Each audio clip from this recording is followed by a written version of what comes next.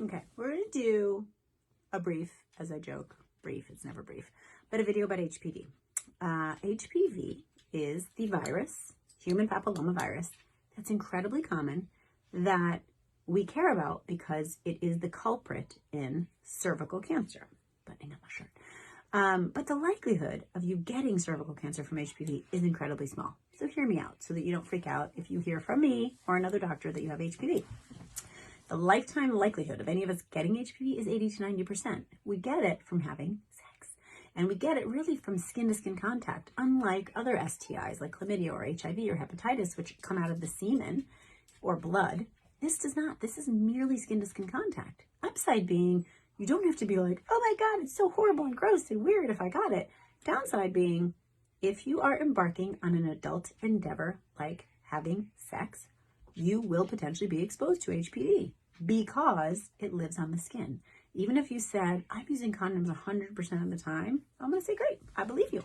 But you can still transmit HPV skin to skin in the area around the condom, or female to female skin, or male to male skin. So you can get it in a variety of ways. Most of the time, why we worry about HPV is that it might change the cells in your cervix. Your cervix is like a little donut, we say.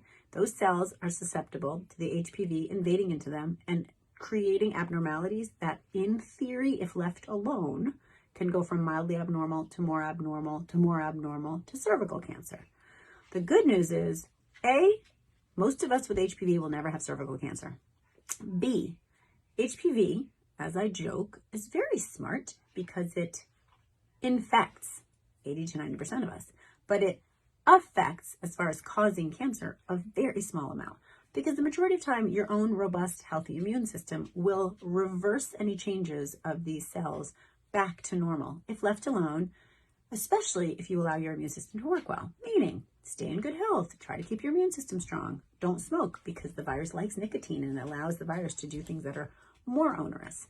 And be sure you go into your doctor for the screening intervals that she tells you so that you can come back, so that she can surveil your cervix and make sure that your cervical cells are either normal from the beginning or revert back to normal if they were irregular. So a really common scenario is you didn't know you had HPV. Maybe you were even married for 30 years, and then your doctor calls you out of the blue and says, hey, turns out you carry the HPV virus.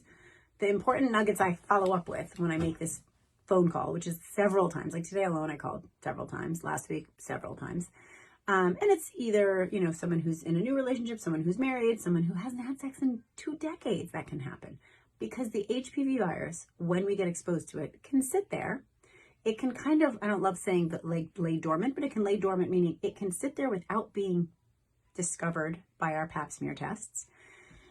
It can actually suddenly pop up, meaning it can come back as negative on your pap smear, and then all of a sudden, a year later, it pops up. You thinking, did I just get re-exposed? And the answer is no, it was there.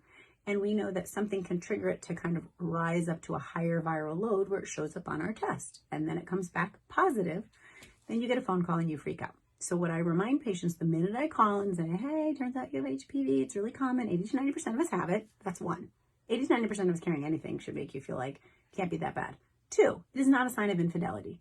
Meaning, whether or not you or your partner have been with other people while you're together is not something I can comment on for sure or not, but I can say that the only reason you're suddenly suspicious is because you found out you had HPV on your pap smear. Do not go breaking up a relationship for it, because HPV, again, very common, 80 to 90%, skin to skin, even the skin outside condoms, and it can last for decades without being kind of discovered, and it can suddenly pop up. And I think every gynecologist can give you concrete examples of the widower or, the nun who maybe had intercourse once in her life. So these things come up. Third, and really important, is yes, we take it seriously because we know it can cause cervical cancer, but the likelihood of getting cervical cancer is so small that I don't want any patient to freak out about it. Because what do I say? Never in the history of ever is freaking out going to help you.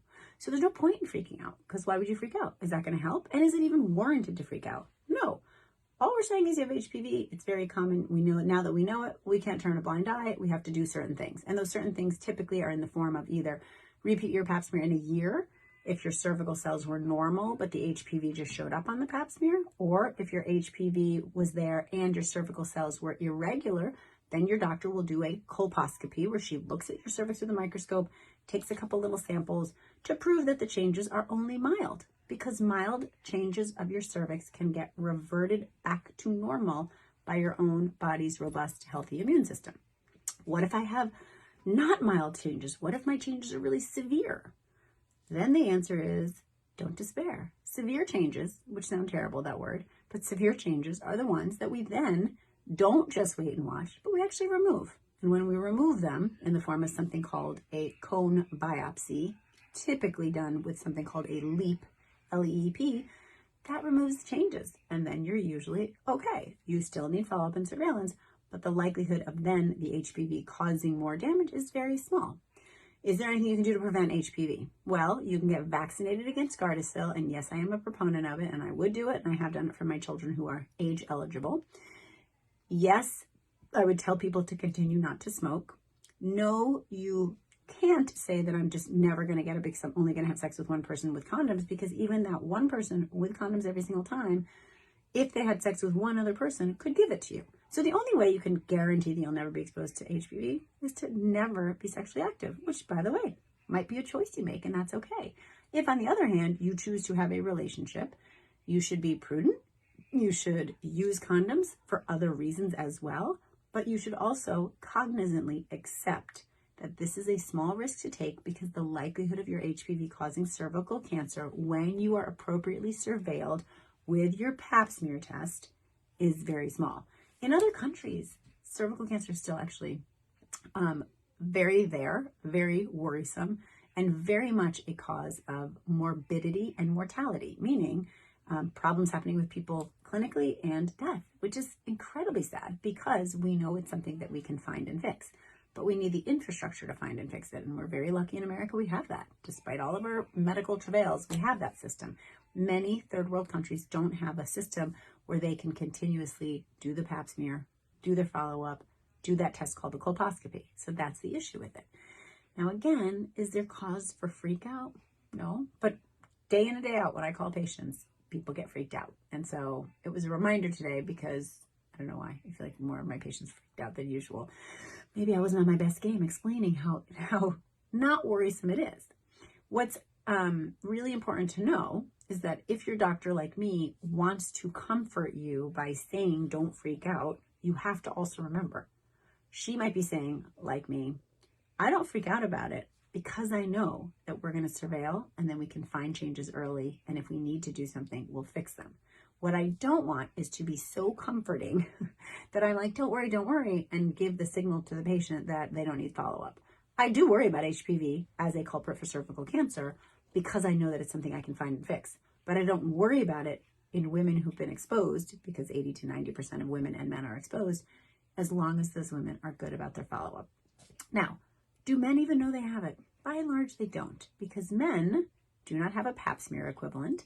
Men do get vaccinated with the Gardasil vaccine nowadays, but again, it's the younger generation. People who are up to age 45 are now able to get vaccinated, but most people in my age group at 51 and in their 40s did not get vaccinated for it. And so again, men don't know they have it, men carry it, they don't have pap smears, so they're never tested for it. So they unwittingly walk around thinking, not me, I'm not the one who gave it to you, which is patently untrue. One of your former partners, whether they were men or women, gave it to you. And that's okay. That is what we accept when we enter into adult relationships, okay? Now, as far as other things that you can do to try to prevent it, there is some data about some mushroom complexes, one in particular called AHCC, that has been studied as an antiviral component against HPV, but it's not cheap. It's like $50 a month, and I don't tell everyone to run out and get it, because again, we might be over-treating a bunch of people with something that is not necessary. Should you keep your immune system strong? Yes, that's really important. Should you not freak out? No, you shouldn't freak out. Should you go into any relationship eyes wide open and know that HPV is a thing?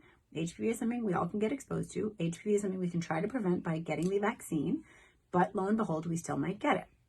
In general, there are two broad categories. There are the low-risk strains and the high-risk strains.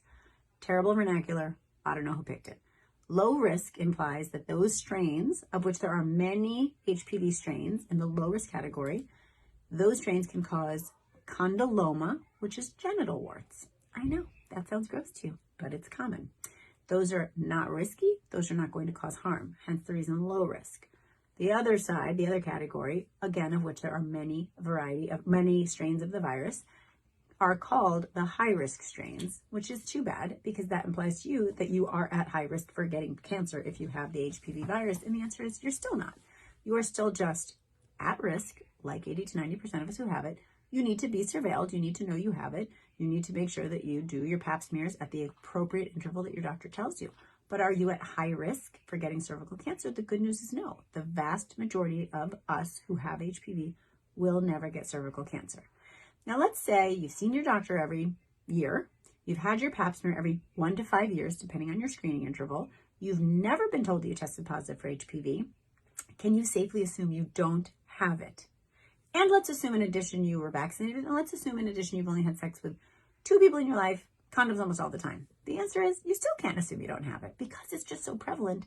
You might have gotten it from one of those 2 partners, even with condoms. You might have gotten it even with the vaccine, whether or not you got vaccinated before you were sexually active. And even when the test comes back negative, there is still a chance that all that means is that the HPV virus was being kept at such a low level that it wasn't picked up on that particular test. I don't say that to be scary and worrisome and say, you still might get it. I say it more so that if in the ensuing couple years you get that phone call saying, oh, it turns out now you have it, and now you're in a monogamous long-term relationship, I never want a patient to assume that me finding out about just their HPV in the absence of anything else implies, again, any infidelity, because it doesn't. Okay, there's so much more to talk about with HPV because we could talk about what does the colposcopy entail? Again, what is the likelihood of getting any kind of issue? What are the other issues that can come about? So I'm not going to go into all that, but suffice to say, HPV, common. HPV, unlikely to cause harm, but don't ignore it. If your doctor calls you, don't freak out. Make sure you follow what she says as far as screening guidelines and when you should go back in to be watched and looked at so that you can find and fix any changes. And continue to make sure that you keep your immune system strong and healthy and robust. That's it. Okay, more to come. There's so much more to talk about all the time. It's like there's just not enough time in my day to be doing all this, but I'm going to continue to do it. And as I tweak and do my changes in my office, I'll be able to do this part more. Okay? All right, bye.